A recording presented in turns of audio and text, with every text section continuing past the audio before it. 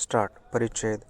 कोणत्याही स्पर्धा परीक्षांचा निकाल जाहीर झाल्यावर गुणवत्ता यादीतील पहिले काही विद्यार्थी आमच्याच संस्थेचे अशी जाहिरात एकाच वेळी अनेक कोचिंग क्लासेस करतात. त्यातून गुणवान विद्यार्थी नक्की कोणत्या संस्थेचे याचे कोडे काही सुटत नाही. तशाच प्रकार राज्यातील ग्रामपंचायत निवडणुकांच्या निकालांबाबत घडला आहे. राज्यातील 2300 पेक्षा अधिक ग्रामपंचायतींच्या निवडणुकांचा निकाल जाहीर झाल्यावर सर्वच राजकीय पक्षांनी यश आमचेच हा दावा करण्यास सुरुवात केली. भाजप आणि काँग्रेस या दोघांनीही 700 पेक्षा अधिक जागा जिंकल्याची आकडेवारी सादर केली. सत्ताधारी महायुतीने 1400 पेक्षा अधिक ग्रामपंचायती जिंकल्याचा दावा केला, तर महाविकास आघाडीने 1300 पेक्षा अधिक ग्रामपंचायतींमध्ये सत्ता आल्याचे जाहीर केले. ग्रामपंचायती 2300 आणि महायुती आणि महाविकास आघाडीने विजयाचा दावा केलेला आकडा मिळून 2700. यावरून नक्की कोणाचे खरे हा प्रश्न उपस्थित होतो.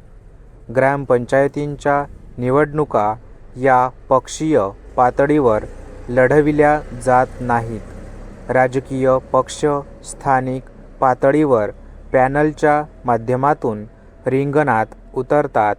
राजकारणी आपापल्या प्रभाव क्षेत्रात आपल्या समर्थकांना सारी ताकद देतात. भाजप वा काँग्रेस किंवा अन्य पक्षाच्या नेत्यांची पॅनल्स निवडून आली तरी त्यांची नोंद राजकीय पक्ष म्हणून होत नाही, कारण उमेदवारी पक्ष भरताना राजकीय पक्षाचे उमेदवार म्हणून नोंद नसते. परिणामी निवडून येणारे सारेच अपक्ष म्हणून गणले जातात. तरीही भाजप, काँग्रेस, राष्ट्रवादीचा अजित पवार गट किंवा शिवसेनेच्या शिंदे गटाने आपल्यालाच यश मिळाल्याचा दावा केला.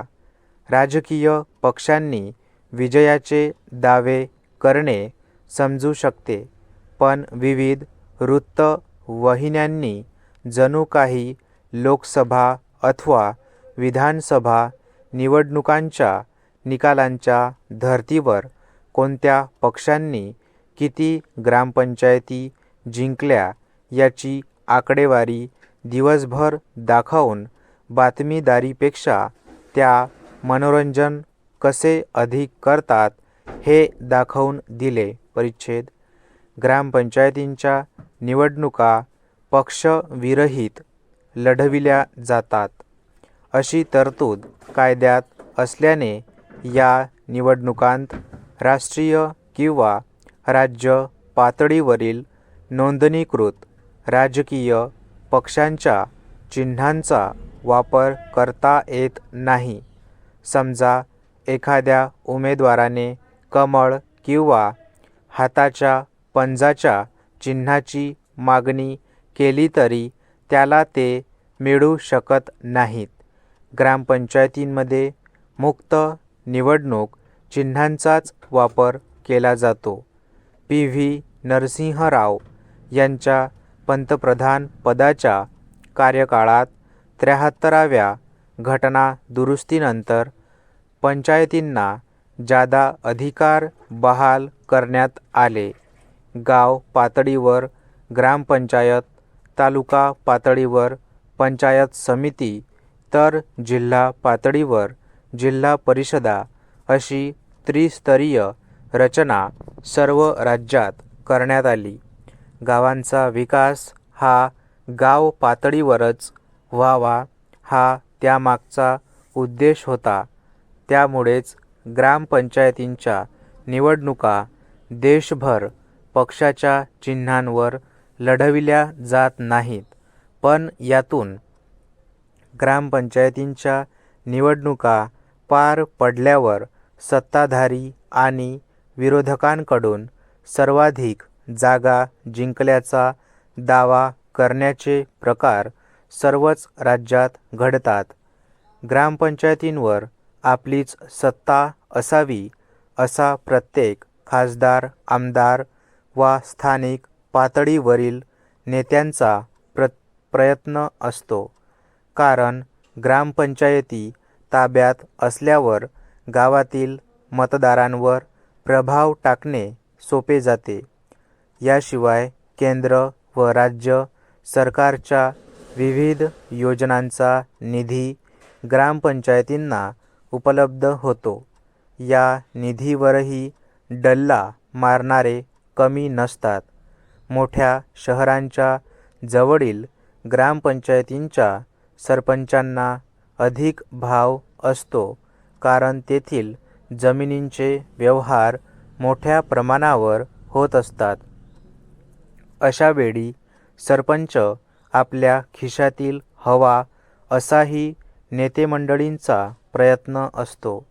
केंद्र व राज्य सरकारकडून गावांच्या विकासासाठी मोठ्या प्रमाणावर निधी पुरविला जाऊनही किती खेड्यांचा विकास झाला या संशोधनाचा हा एक विषय आहे. देशात 2.5 लाखांच्या आसपास ग्रामपंचायती आहेत, पण केंद्राच्या पंचायत विभागाने केलेल्या एका पाहणीत फार कमी ग्रामपंचायतींचा कारभार समाधानकारक आढळला होता. पण कोरोना काळापासून राज्यातील महानगरपालिका, नगरपालिका, जिल्हा परिषदा व पंचायतींच्या निवडणुका रखडल्याच्या पार्श्वभूमीवर नेतेमंडळींना ग्रामपंचायतीतून निदान ग्रामीण भागात स्थानिक पातळीवर आपली ताकद किती हे अजमावणे शक्य झाले. महायुतीला राज्यातील जनतेने कौल दिल्याबद्दल मुख्यमंत्री एकनाथ शिंदे व उपमुख्यमंत्री देवेंद्र फडणवीस यांनी मतदारांचे आभारसुद्धा मानले. एवढे वातावरण पोषक आहे, तर आता तरी महानगरपालिका, नगरपालिका वा जिल्हा परिषदांच्या रखडलेल्या निवडणुका लवकर होतील या दृष्टीने सरकारने न्यायालयीन लढाईत अनुकूल भूमिका घ्यावी, म्हणजे पालिकांमधील प्रशासकीय म्हणजेच एक प्रकारे सरकारी राजवट संपुष्टात येऊन पालिकांचा कारभार पुन्हा लोकप्रतिनिधींच्या हाती येऊ शकेल.